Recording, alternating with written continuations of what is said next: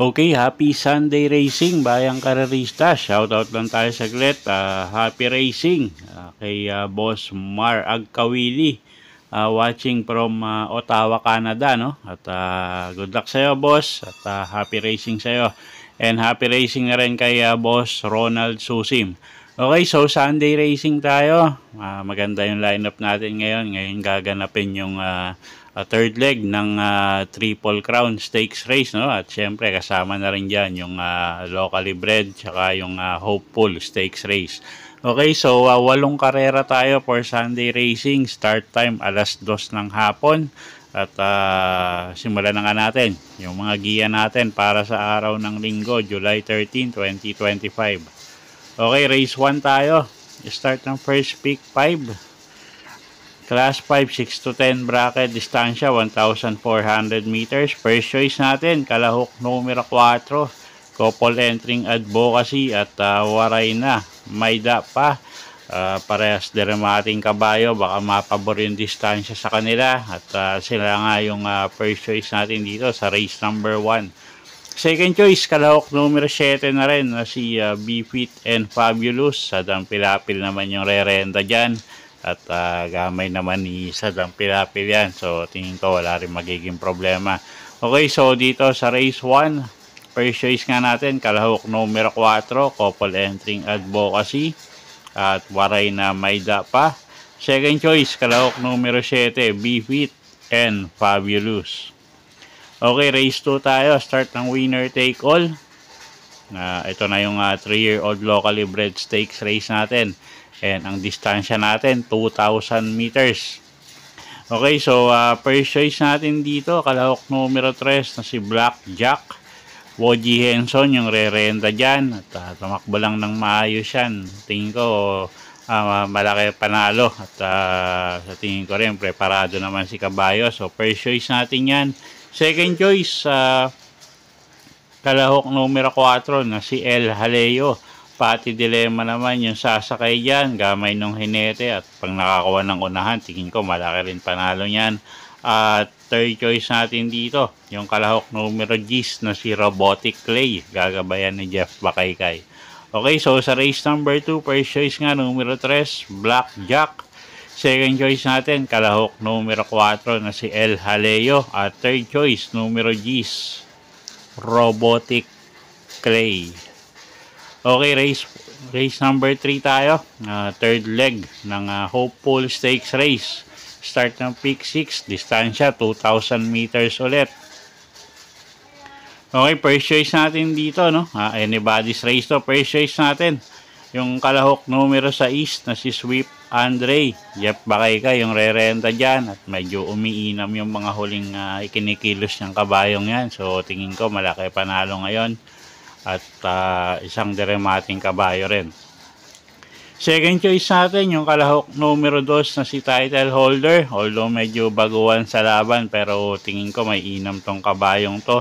At siya nga yung second choice natin, numero 2, title holder. At pwedeng pang dehado, no? Kung kursonado nyo, yung Kalahok numero 5 na si Habibi Scout.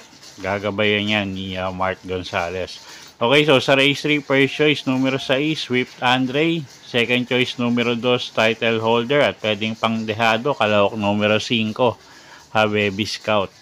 Okay, race 4 tayo. Class 5, 11 to 15 bracket, distansya 1,400 meters. Okay, first choice natin dito, Kalahok numero 2.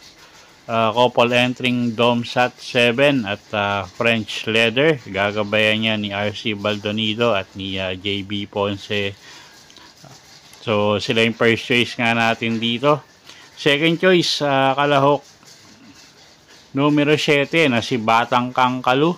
Alison Pabilik yung re-renta dyan. Isang dramating kabayo. At gamay din naman ni Alison Pabilik yan. At pag tumakbo ng maayos, tingin ko malaki rin panalo niyan.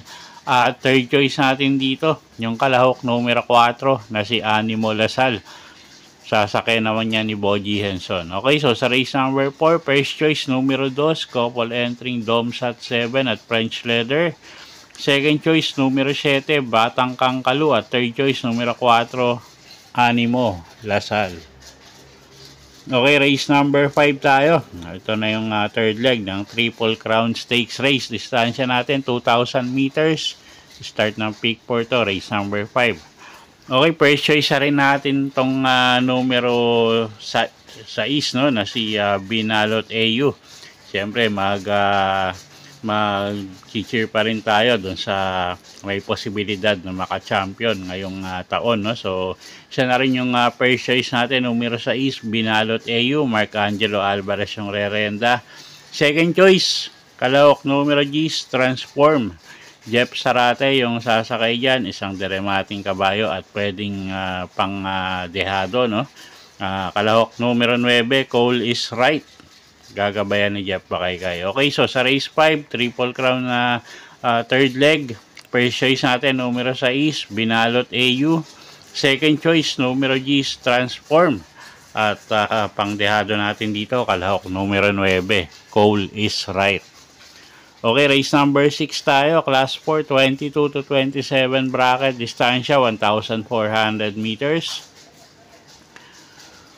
Okay, first choice natin dito, kalahok numero 8, Salacious, Pati Dilemma yung sasakay dyan, at siya yung may pinaka best time dito, no, sa grupong to. So siya na rin yung first choice natin, numero 8, Salacious.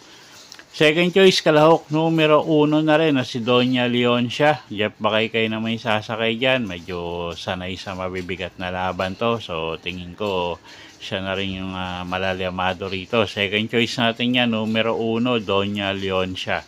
Okay, so sa race number 6, first choice nga, numero 8, Salacious. Second choice, kalahok numero 1, Doña Leoncia. Okay, race 7 tayo. Penultimate race. Class 4, 16 to 21 bracket, distansya 1,400 meters. First choice natin dito, kalahok numero 5, Border Force, JRD Ocampo yung rerenta dyan. Isang imported horse nga, no, at gamay naman ni JRD Ocampo yan, regular rider niya yan, isang deremating kabayo. Second choice, kalahok numero 7 na si Basket of Gold, Pati Dilemma yung sasakay dyan. Alam naman natin matulin tong kabayong to, so pag nakaporma sa unahan yan, tingin ko malaki rin panalo.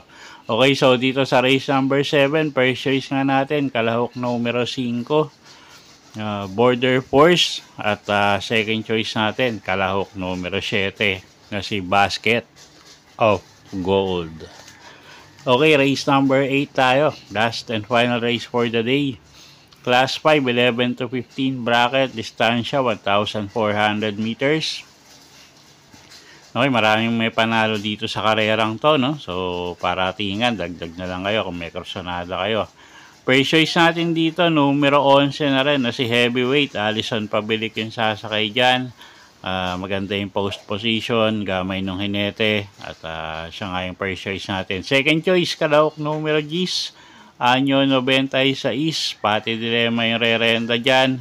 At pag tumakbo ng maayos yan, tingin ko malaki rin panalo at pwedeng pangsama, no, pang dehado sa mga exotic nyo, yung kalahok numero 6 na si Carried Away, at kalahok numero 5, couple entering Nards 23 at Bisyo Magserbisyo. Okay, so dito sa race 8, first choice nga numero 11, Heavyweight. Second choice, kalahok numero G's, Anyo 96, at pwedeng pangsama. Kung kursonada nyo yung kalahok numero 6 na si Carried Away at kalahok numero 5, couple entering Nards 23 at Bisyo Magserbisyo. Okay, so yun po yung mga giya natin para sa araw ng Linggo, July 13, 2025. Sana po yung makatulong sa pagpili nyo ng mga tatayaang kabayo. Inulit ko po, kayo pa rin po masusunod kung saan nyo itataya yung pinagpaguran yung pera. Good luck po at happy Sunday racing, bayang karerista.